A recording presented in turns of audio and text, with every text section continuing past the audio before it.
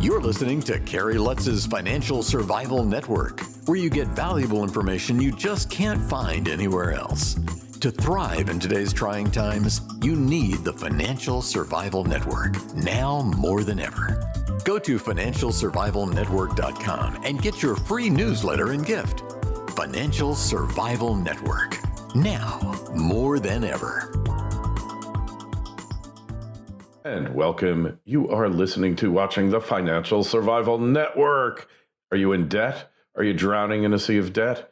Or do you just have the normal debts, but you think your life would be so much better without them? Then you really want to hear from my next guest, Adam Carroll. Adam, you are the originator of the Shred Method, and you find him at theshredmethod.com. And looking at your site, Adam, your goal is to get people out of debt, totally out of debt, in 3 to 5 years. How practical is that? It's actually very practical, Kerry. The reason we exist is to create freedom in people's lives.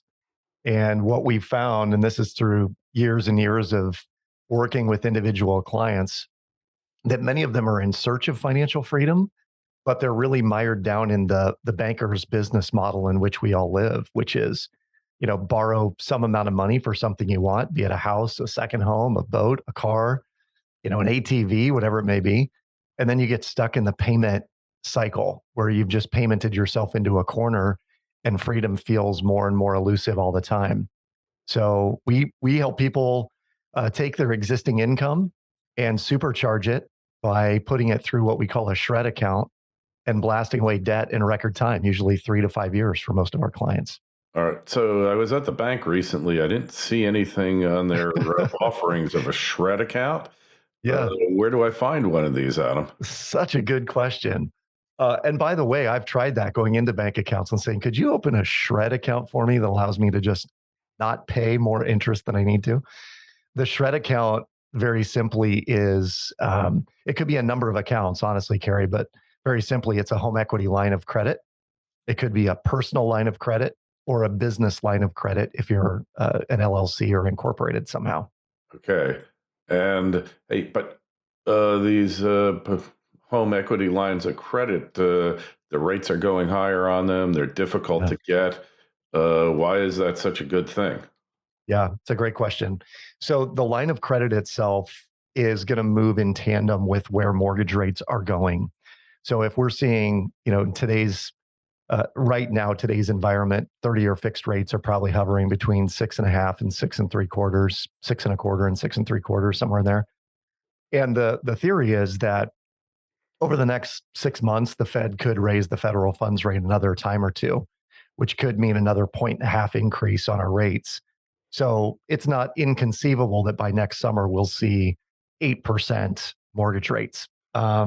And to be quite candid about it, the HELOC rates will also move. So right now, HELOCs are in the 6 to 7 range. If you're lucky enough to be dealing with a credit union, you might be able to get a teaser rate for 12 months at 0.99% or 2%. And if you can, by all means, go do it. But to answer your question, it really doesn't matter how much the interest rate of the HELOC is, because of the way the shred method operates. And what I mean by that is our income begins to cycle through the HELOC, much like it does our checking account right now, but it will begin cycling through the HELOC. So the balance may go up and it will go down throughout the month as we deposit our paychecks in. The interest that we're charged on it is based on the average daily balance. So in the end, the interest that we're charged on it is negligible compared to what we're saving in interest by blasting away credit cards, car loans, and ultimately the mortgage. All right. So is this one of these deals where you deposit all of your income coming into your HELOC account and then you pay all your bills out of it? Is that how this works? It is. Okay. In essence, it's a very simplified version of it, but yeah, that's how it operates. All right. And are you getting the maximum HELOC and then you pay down as much of your mortgage as you can with it as well, along with all the other debts?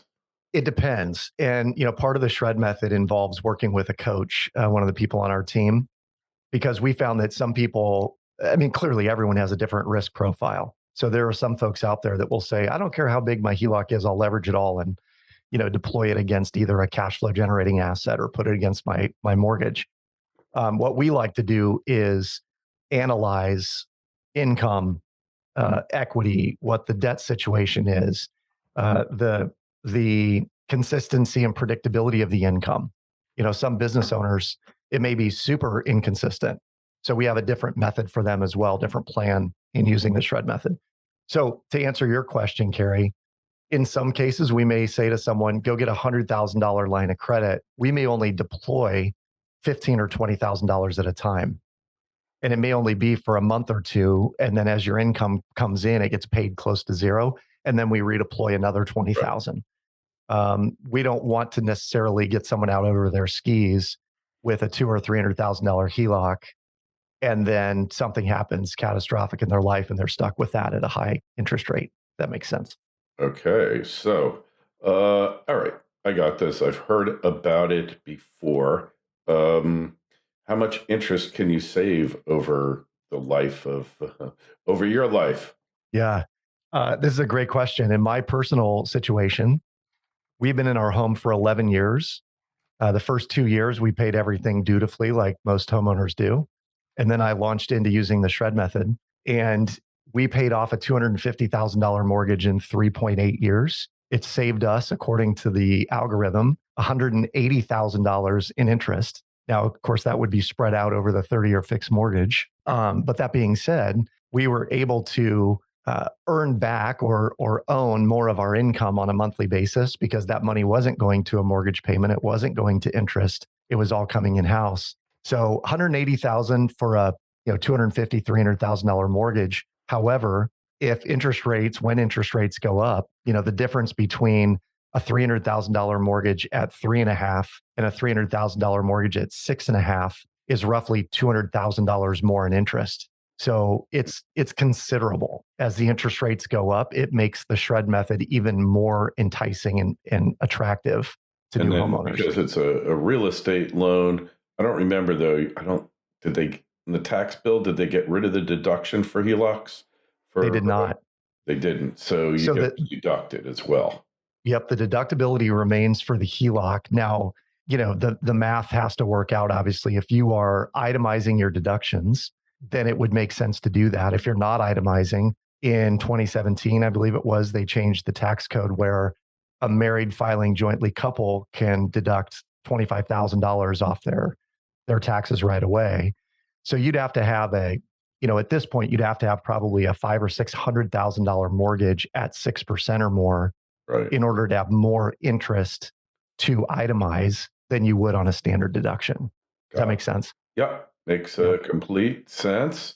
Yep. And I like it. I've always been a fan of these. So when we're looking at this thing, are there some HELOCs that are better than others, or are all HELOCs created equal, or what? It's funny. The majority of HELOCs are created equal. There are some out there that are more ideally suited to this method. Those would be ones that, and I'll run through a couple of the bullet points of each of these. Number one, we want an unlimited in and out flow of the HELOC. So there are some lenders that will say, yeah, you can do 2 transactions a month or 5 transactions a month through your HELOC. And ideally what we want is we want to be able to move money back and forth like a two-way street all the time. Right.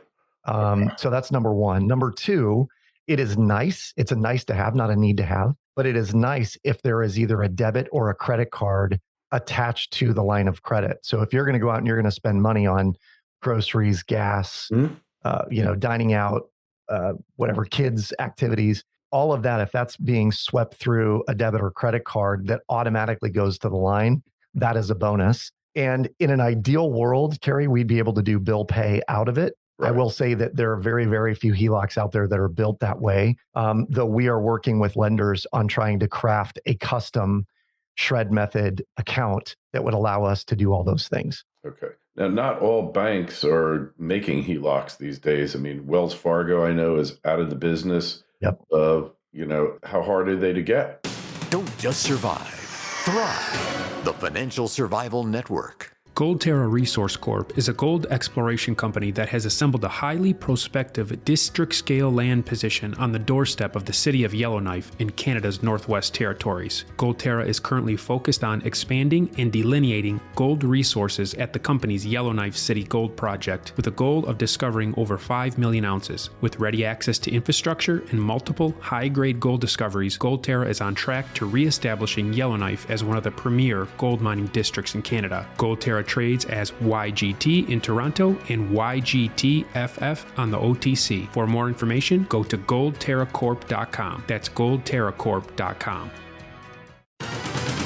This is the Financial Survival Network, the information you need to thrive now more than ever.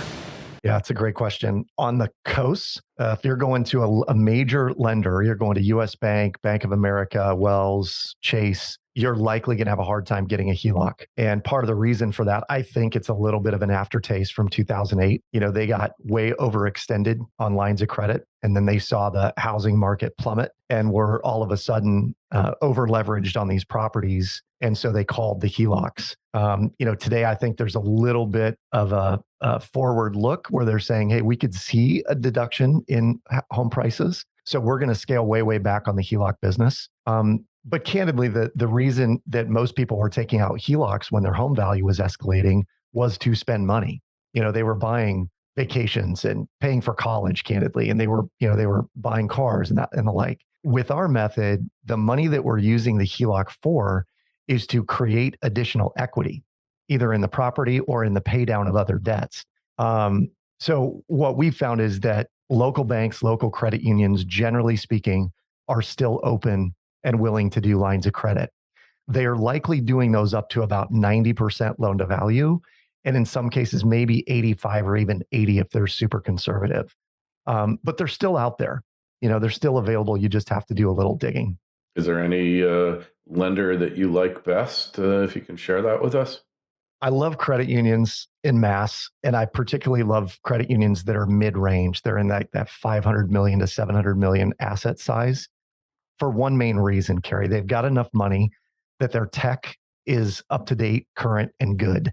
You can get on an online banking platform or your mobile portfolio and move money back and forth with the flick of a thumb, right? In terms of moving from HELOC to checking and back. I like that size because they want the loan volume and they want loans that perform. And the thing with the shred method is these are always performing loans. Because there are payments being made every time you deposit your money in. So there's really very little risk involved in these if someone is following the model closely. Yeah, that we know. Even after the mortgage debacle of 08 and 09, yep. Effectively, nobody lost any money on this largely because the Fed reinflated all of the That's exactly right. values. So we wound up okay on this deal, which is really fascinating. It's much like what happened in the S&L crisis of the 90s, 80s, 90s. Indeed. There, right? Indeed. And furthermore, I saw a post yesterday by a good friend of mine who's in the mortgage business, and his wife is a realtor. And he said, people are sort of comparing this to 08, 09, what could happen. And his point was, we're actually normalizing. We're just returning back to what a normal situation was. Because if you figure out in a market how many homes are on the market and how many transactions per month are happening, you'll get sort of the deal flow. There's a month of inventory as an example. And at one point, we were down to like a week or 5 days, 4 days of inventory on the market in some cities. That's not normal. It would be normal to have 2 months or 3 months of inventory on the market at any given point in time in a city. So his point was, we're just getting back to things, normalizing and getting back to normal. So let's not look at this in panic. Interest rates can't stay at 2.75% forever. It's just not realistic.